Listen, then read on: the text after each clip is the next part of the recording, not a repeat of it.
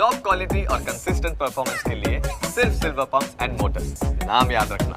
तो BZ group के जड़े लोको छे के जेमनी साथे छेतरपिंडी आचरी छे ते समझीए बीजेडनी कहानी पीड़ितनी जुबानी अने वर्ष 2016 थी भूपेन्द्रसिंह झालाए आजे खेल छे बीजेडनो जे पोन्जी स्कीमनो खेल छे तेनी शरूआत करी अने पोतानी पासे बीटकॉइन पड्या होवानी चर्चा छे ते लोकोमां तेणे फैलावी अने त्यारबाद आजे आखी जे स्टोरी छे तेनी शरूआत थई। पोतानी पासे रहेला बीटकॉइननी किंमत लाखों करोड़ों होवानी बात पण आ भूपेन्द्रसिंह झाला जे कौभांडी छे तेणे लोको सुधी फैलावी हती अने जे नजीकना लोको छे तेमनो विश्वास तेणे केळव्यो अने त्यारबाद तेणे रोकाण लेवानी शरूआत करी अने त्यारबाद शरूआतमां रोकाण मेळवी अने जे तमाम लोको छे पोन्जी स्कीम अंतर्गत लोकोनो विश्वास केळव्यो, शरूआतमां रोकाण मेळवी अने लोकोने वळतर चूकववानुं पण शरू कर्युं। शरूआतमां दर महीने रोकाणकारोने 5% पण વધુ વળતર છે તે આપતો હતો કે જેથી કરીને લોકો વધુ વિશ્વાસ કરે અને વધુ નાણાંનું રોકાણ પણ કરે। ધીરે ધીરે આ યોજનાને મોટા સ્તરે લઈ જવાની શરૂઆત છે તે આ કૌભાંડી ભૂપેન્દ્રસિંહ ઝાલા દ્વારા કરવામાં આવી અને આ યોજનાને મોટા સ્તરે ચાલુ કરવા માટે બીઝેડ ગ્રુપ છે તે બનાવ્યું। ત્યારથી બીઝેડ ગ્રુપની શરૂઆત થઈ અને લોકો સાથે છેતરપિંડી કરવાની શરૂઆત થઈ। બીઝેડ ગ્રુપના લોગોમાં બીટકોઇનનો બી પણ લગાવવામાં આવ્યો જેથી લોકો વધુ વિશ્વાસ કરે અને અભ્યાસકાળથી ભૂપેન્દ્રસિંહ સાથે રહેલા જે 10 વ્યક્તિઓનું ગ્રુપ છે તે જ અહીંયા સાથે હોવાની પણ ચર્ચાઓ છે।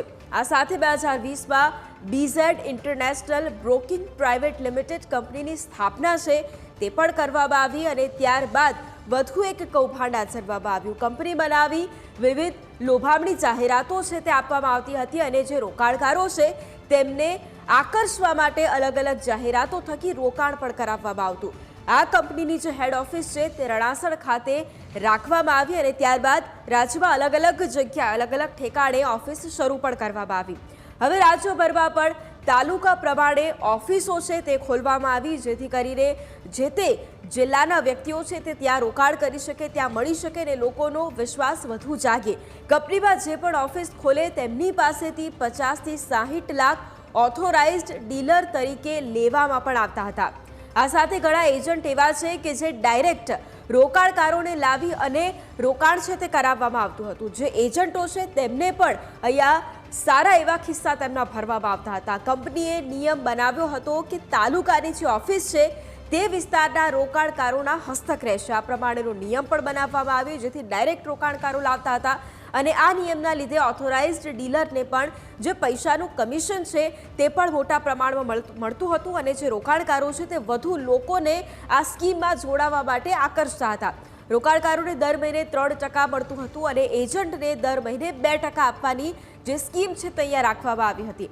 દરેક એજન્ટ અને દરેક રોકાણકારોને એક આઈડી છે તે પણ આપવામાં આવતી હતી કે જેથી કરીને લોકોને એ પણ લાગે કે ઓથોરાઇઝ્ડ છે, લોકોનો વિશ્વાસ પણ તેઓ કેળવતા હતા।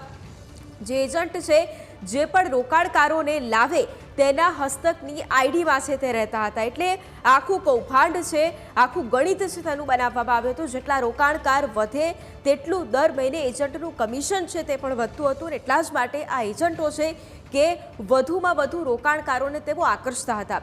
વધારે રૂપિયાનું રોકાણ લાવે તેને ગાડી આપવામાં આવતી હતી, મોબાઈલ આપવામાં આવતા હતા અને અન્ય જે મોંઘીદાટ વસ્તુઓ છે તે રિવોર્ડમાં આપવામાં આવતી હતી અને એટલા જ માટે લોકો આકર્ષાઈને વધુ રોકાણ કરતા હતા। બીઝેડમાં ઓછામાં ઓછું 50,000નું રોકાણ છે તે લેવામાં આવતું હતું। વધુમાં વધુ લાખોમાં રોકાણ છે તે લોકોએ કરેલું છે। અત્યાર સુધી નિવૃત્ત લોકો હોય તેમણે પણ રોકાણ કરેલું છે અને એક રોકાણકારે લાખો કરોડો રૂપિયાનું રોકાણ છે તે કર્યું છે તેવી માહિતી પણ અહીંયા સામે આવી છે અને જેમ જેમ આ કૌભાંડ વિશે વધુ ખ્યાલ આવશે તેમ તેમ કેટલાય ફરિયાદીઓ છે તેમનો રાફડો પણ ફાટશે। રોકડ અને બેંક દ્વારા રોકાણકારો રોકાણ કરતા હોવાની પણ અહીંયા જે માહિતી છે તે સામે આવી છે। લોકોને વિશ્વાસમાં લઈને જે આખું સમગ્ર આયોજન છે તે કરવામાં આવ્યું હતું અને જેથી લોકો છે કે જે વધુમાં વધુ રોકાણ છે તે આ સ્કીમની અંદર કરી શકે। લોકોને વિશ્વાસમાં લેવા માટે રોકાણ જે લોકો કરે અને ત્યારબાદ તેમને 5% અને 3% પ્રમાણે વળતર છે તે પણ આપવામાં આવતું હતું।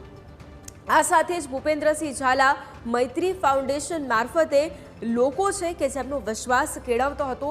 એટલે કે ભૂપેન્દ્રસિંહ ઝાલા લોકો કઈ રીતે આમાં ઇન્વેસ્ટ કરે તેના અલગ અલગ રસ્તા પણ તેણે શોધ્યા હતા. મૈત્રી ફાઉન્ડેશનથી ગરીબો માટે 200 મકાન બનાવવાની તેણે શરૂઆત પણ કરી કે જેથી લોકો તેની ઉપર વિશ્વાસ પણ રાખે. અંબાજી સહિતના પગપાળા સંઘો માટે તેણે સેવાકીય પ્રવૃત્તિ છે તેની શરૂઆત કરી અને સમયાંતરે આ સેવાકીય પ્રવૃત્તિ છે તે પણ તે કરતો હતો. બીજી તરફ સર્વજ્ઞાતીય લગ્નમાં લાખો રૂપિયાનો ફાળો પણ તે આપતો હતો. એટલે ભૂપેન્દ્રસિંહ ઝાલા દાન પણ કરતો હતો કે જેથી કરીને લોકોમાં તેની છબી સારી એવી દેખાય. નવરાત્રિના મોટા આયોજનોમાં પણ આ જ કૌભાંડી ભૂપેન્દ્રસિંહ ઝાલાનો સારો એવો ફાળો પણ રહેતો હતો. અને બીજી તરફ જે નજીકના એજન્ટ સહિતના લોકો છે તેમના નાના મોટા અને સુખ દુઃખના કાર્યોમાં પણ તે સહભાગી થતો હતો. તે સમયાંતરે ભાગ પણ લેતો હતો. આ સાથે વિઝેટના નામે જે નાના ખાસ કરીને ગામડાઓ છે ત્યાં શાળાઓમાં જે સેવાકીય પ્રવૃત્તિ છે તે પણ કરવામાં આવતી હતી.